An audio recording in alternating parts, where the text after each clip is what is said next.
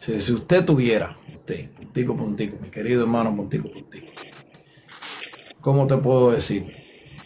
Si usted tuviera la posibilidad o la facilidad, electo, pedido por el pueblo venezolano, democráticamente, ¿verdad? No es que tú quieras llegar allí y decir yo soy puntico, puntico, porque yo hablé, yo dije esto, me entrevisté con José y van a decir quién es José. Entonces, quiero que democráticamente tú puedas hacer tu elección o tú puedas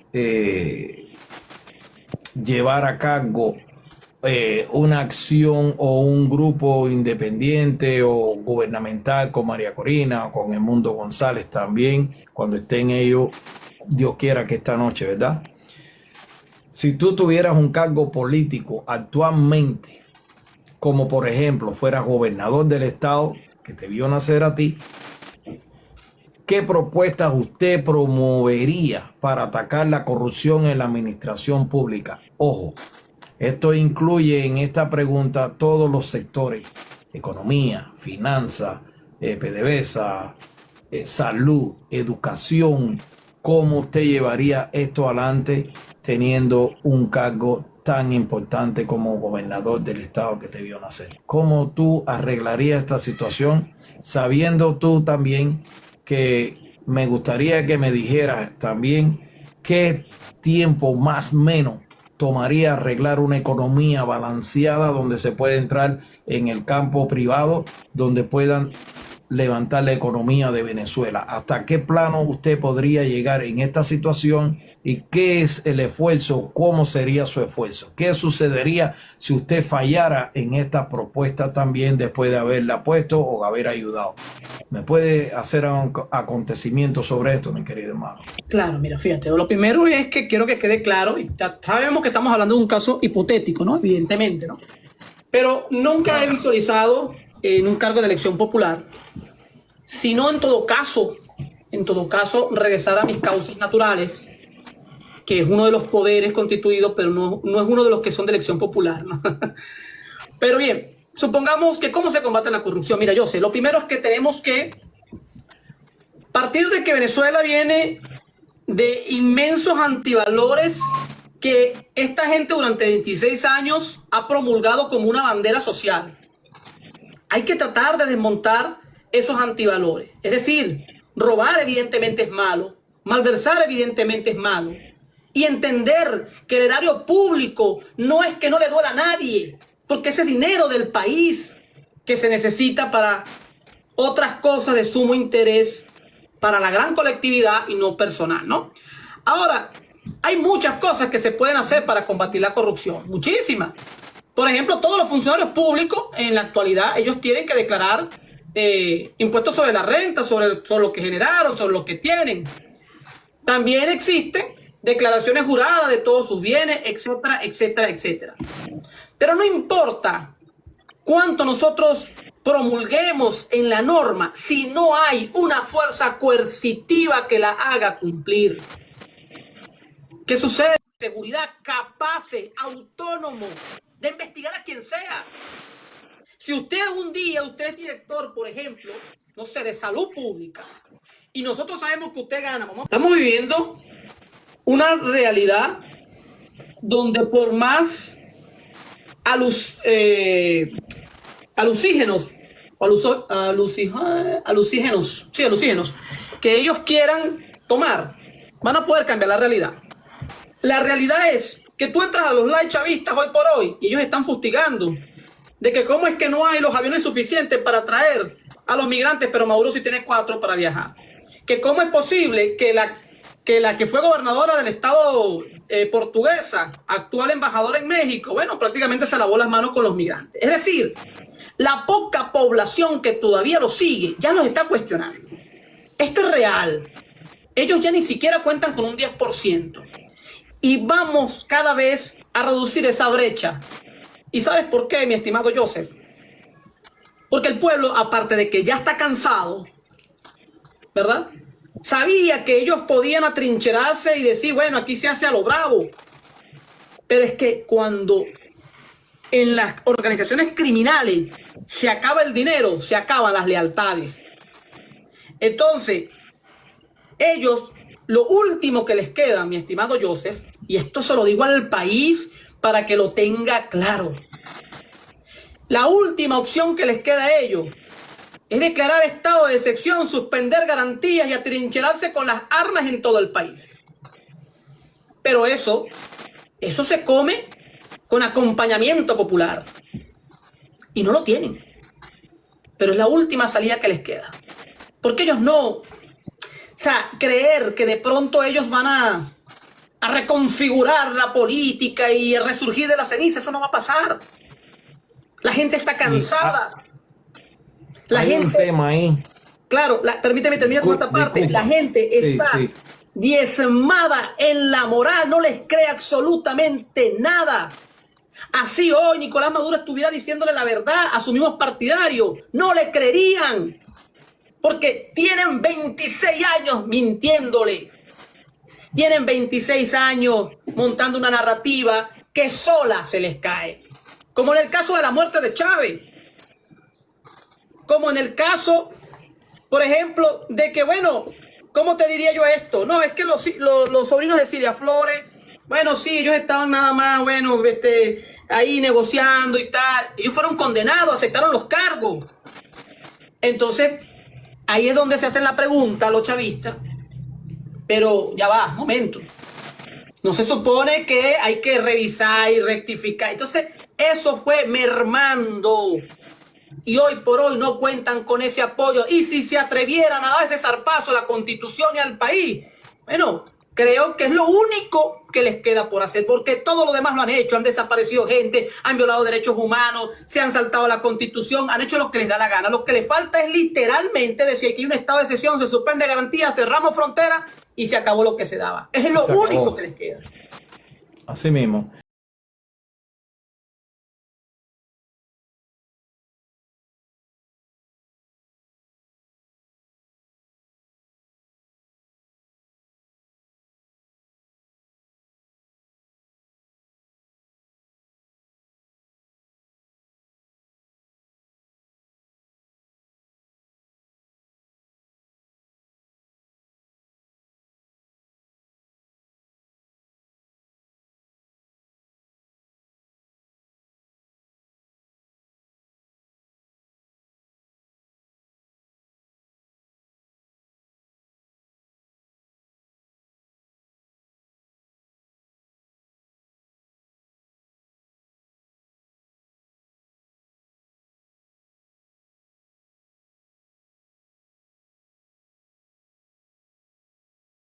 Chino le dio un montón de dinero, fue a pedir más plata y le dijeron que no. Y no, porque es que hasta eso, mira, es que ellos son unos cleptómanos por naturaleza, no todos se lo roban. Y fíjate, le quitan dinero prestado a su, entre comillas, aliado y no les pagan. Esa es la realidad.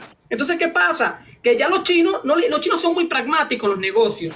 Esto es lo que se va a hacer, te doy esto, dame esto. Claro, eso sí, los chinos siempre asegurando sus intereses como, bueno, como cualquier país, ¿no? Pero más allá de todo eso, es el hecho de que Nicolás Maduro sencillamente ya no representa ni siquiera ese interés. Porque, ¿qué pasa? Por más radical, por más, digamos, comunista que sea China y capitalista en su economía, pero por más que sea sectario y todo lo demás, él necesita, digamos, de manera fáctica, ¿verdad?, conseguir dividendos de alguna transacción con Venezuela.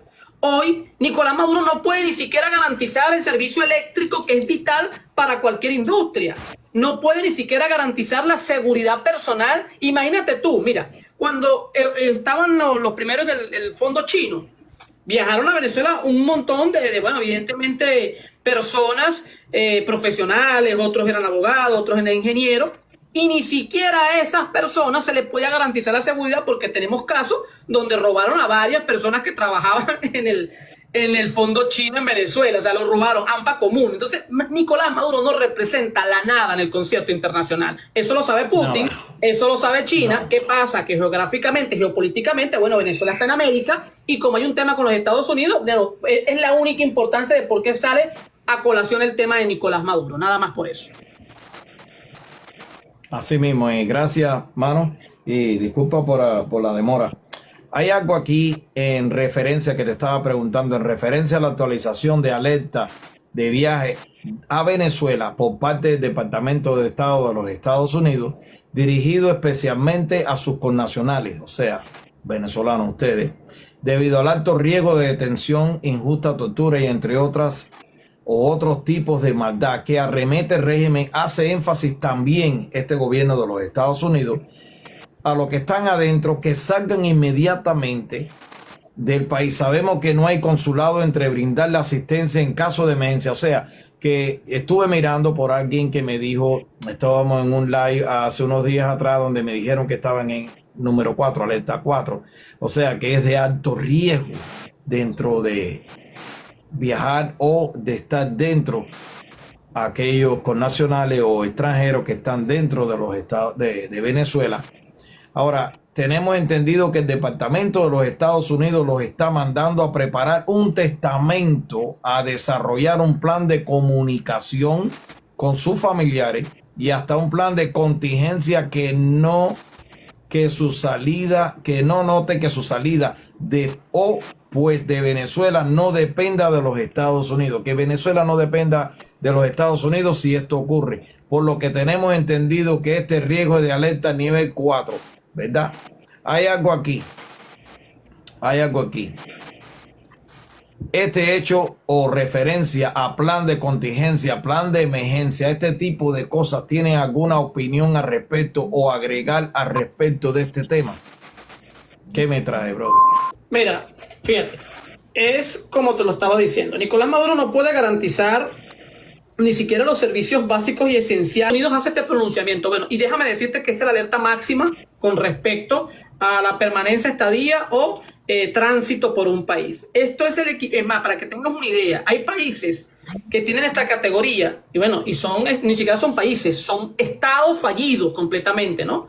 Entonces, ¿por qué Estados Unidos eleva esto? Bueno, en un acto, yo diría responsable, por si todavía, y yo lo digo claramente, por si todavía hay algunos empresarios creyendo que los Estados Unidos hará algo por ello, por el afán de algunos empresarios norteamericanos en intentar hacer negocios con Venezuela. Se los están diciendo clarito. No garantizamos ni su permanencia ni su extracción de Venezuela. Porque ya se les dijo. Porque ¿qué pasa? Hay intereses. El Estado profundo se compone, mi estimado Joseph, y no quisiera entrar en este tema porque es muy largo, muy extenso, pero el Estado profundo se compone entre muchas cosas, bueno, por empresarios, y estos empresarios no necesariamente son nacionales. También hay intereses particulares norteamericanos en que esa dictadura se mantenga. Donald Trump lo sabe, por eso está elevando esta categoría y está yendo más lejos. Prácticamente le está diciendo, si ustedes lo secuestran, si a ustedes lo quieren usar como ficha de cambio, no, ustedes son responsables porque ya se les advirtió y no de ahorita. Esto no es nuevo, se acaba de reeditar esa alerta. No, ahí está algunos ejecutivos de una petrolera, no la vamos a mencionar, no, que ellos dicen que pueden quedarse de manera particular. Bueno, hay el riesgo de ellos. A quien hace negocios con el diablo siempre paga mal. Así mismo es. Yo te agradezco que me hayas dicho eso porque hay varias cosas dentro de esto que vienen a preguntas que he tenido durante el transcurso del día. Pero bueno, mucha gente me pregunta en lo privado, pero yo no le respondo a nadie porque realmente sabes que en este tipo de programas que yo hago yo soy neutro, yo pregunto, pero no quiere decir que yo sea de partido de izquierda, ¿no? Pero si no estoy mal, también lo dijo, ¿no? Es que existieron militares, ¿verdad?, que estaban desplegados, algunos y otros no, durante el proceso de elecciones del 28 de julio. Estuvieron detenidos, algunos ya salieron, siguen en su fila, pero un gran número de esos militares están presos, ¿no? ¿Por qué te digo esto? Bueno, porque eso trataron de ocultarlo, pero pudimos tener acceso a esa información, ¿verdad? Porque esto lo voy a decir de manera muy responsable. Muchas cosas de las que pasan adentro, nosotros logramos saber qué está pasando. Y en efecto, han habido más de 37 entrevistas de interés a funcionarios relacionados con la operación Guacamaya, o sea, no relacionados con la operación, sino que tendrían que ver su participación en alguna guardia, en algún turno, en alguna ruta. 37 operaciones. Y de manera extraoficial, esto sí no lo puedo confirmar, se dice que tienen 7 funcionarios que no han podido explicar supuestamente, esto vuelvo y lo digo responsablemente, esto no se ha podido confirmar de manera independiente, 7 funcionarios que no han podido justificar la ausencia de unos puestos. Pero como esta gente, después de lo que pasó, ha cometido muchos errores, yo no sabría decirte en este momento, yo sé si esos 7 funcionarios están detenidos o que si estaban en la ruta de Maiquetía, en la ruta, no sé, de la regional del centro, no lo sé, ni de qué órgano son, pero sabemos que hicieron muchas entrevistas, y cuando decimos entrevistas lo decimos de la manera más humanamente posible, pero sabemos que probablemente esto estuvo acompañado de paliza, de tortura, de psicoterror, no sé, una pistola en la boca, qué sé yo, cualquier cantidad de cosas para que alguien les diera una respuesta. Pero hasta el sol de hoy todavía no la tienen. Tengo entendido yo, de lo que he podido leer sobre esto, que lo he discutido con muchos de ustedes también en sus live. Me han pedido que lo hable en sus live y lo he hablado abiertamente, ¿verdad? Que reformar nuevamente la Constitución. Quisiera preguntarte a ti ahora, ¿qué buscan? Porque ya tienen lo más apreciado, un gobierno autócrata, ¿verdad? Que es la relación indefinida. Para terminar esto y redondearlo, me gustaría también saber cuál es su pensamiento acerca de esto con Venezuela y qué es lo que está pasando por una transición negativa, ¿verdad? Del autoritarismo competitivo como el que quiso imponer Chávez anteriormente, este señor que pasó la etapa, a una autocracia cerrada como la que está en Cuba con esta reforma constitucional. Por eso te di un encabezamiento primero, para que supieras de qué se trata. Claro, mira, tenemos que partir de algo, ¿no? Hay una premisa que muchos conocemos y yo creo que tú la conoces, ¿no? Al socialismo entras con voto, pero sales con sangre. Mira, yo sé, lo que pasa es que aquí yo creo que un hecho bien sobrevenido fue que el extinto presidente Chávez falleció, ¿no? Pero yo creo que íbamos a llegar al mismo grado de persecución, de tortura y de inconstitucionalidad con Chávez.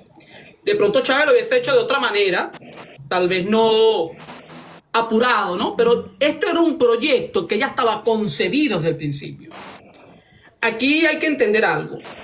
El proyecto que plantearon ellos en el 98 se mostraba, abro comillas, democrático, cierro comillas, ¿no? Porque eso implicaba ya elecciones y a una nueva constitución y muy bonito todo lo demás, pero en el fondo sabemos que ese era el plan desde un principio.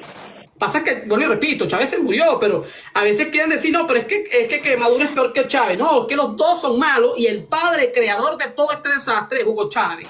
Porque Chávez, ojo, Chávez no está en el tema político o en la palestra política desde el 98. Hay que recordar, Chávez dio un golpe y conspiraba. Y mucho más atrás, Chávez siendo cadete ya conspiraba. Entonces, aquí lo que hay que entender es que esto siempre fue el plan, mi estimado Joseph.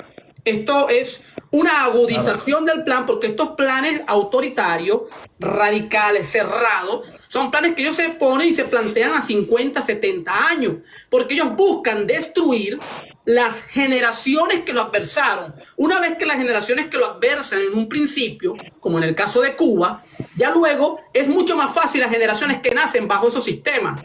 Y digo más fácil porque no tienen el punto comparativo o el punto de inflexión de donde hacer la comparación. Por eso ellos siempre se perpetúan y se radicalizan justamente después de los 20 años promedio, porque es donde viene el cambio generacional.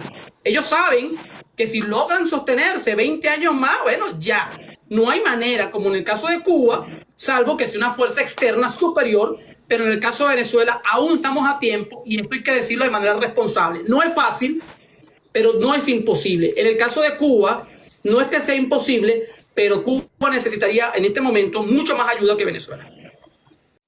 En este sistema encriptado se recogen varios datos, pero uno de los más clave es dónde se está generando la huella digital de ese computador la hora, el día. Pero ojo con este dato, mi estimado Joseph. La hora está sitiada con hora, minuto, segundo y millonésimas de segundo. Es decir, no es posible de ninguna manera u forma, ¿verdad?, alterar esa información encriptada. Para que se entienda mejor, es la misma tecnología que se utiliza para las criptomonedas. Por eso es la misma que se utiliza en los bancos.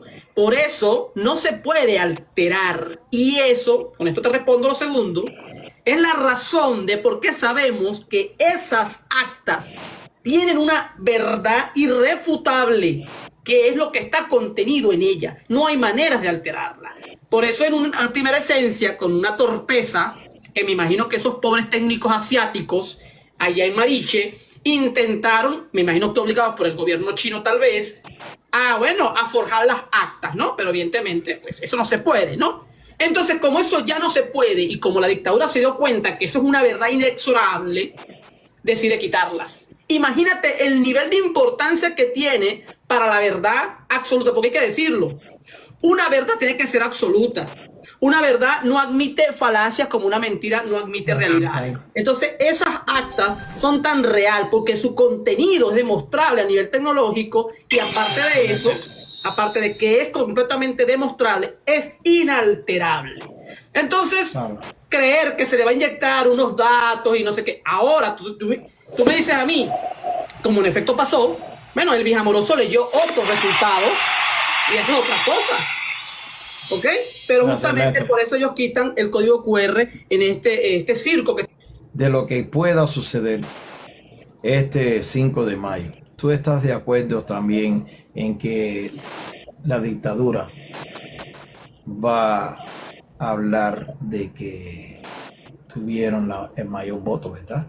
Yo me imagino cómo debe ser este espectáculo. ¿Qué me diría a lo personal entre nosotros? ¿Cómo tú crees que este espectáculo pueda suceder? ¿A favor o en contra de ellos? No, mira, lo que pasa es que aquí ya no importa si esto es a favor de ellos, esto es en contra del pueblo venezolano. Esto no es ni siquiera una cachetada a la vida republicana. Esto es justamente un mensaje de miedo y terror. Es decir, aquí nosotros hacemos lo que nos da la gana y aquí nosotros vamos a decir que hay unas elecciones. Y van a ser muy descarados, Joseph. Ellos no van a ser ni siquiera conservadores en decir, bueno, participamos con 4 millones y bueno, pues ustedes no participaron y estos son los resultados. No, ellos van a ser muy descarados. Porque cuando hay una tesis, ¿no? Que cuando tú tienes un riesgo real, tú echas la pelea hacia adelante. Es decir, ya estás afectado, entonces irte poco a poco no genera el impacto. Ahora, si tú agarras y dices, no, mira, sabes que sacamos 6 millones de votos y estos son los resultados, se dan cuenta que somos mayoría, van a ser muy descarados porque justamente los que los adversan saben que es mentira, pero ellos le están ya hablando a la poquita resistencia que tienen ellos dentro. ¿Ok? La poquita que tienen ellos dentro. Y cuando digo poquita, es muy, muy poquita.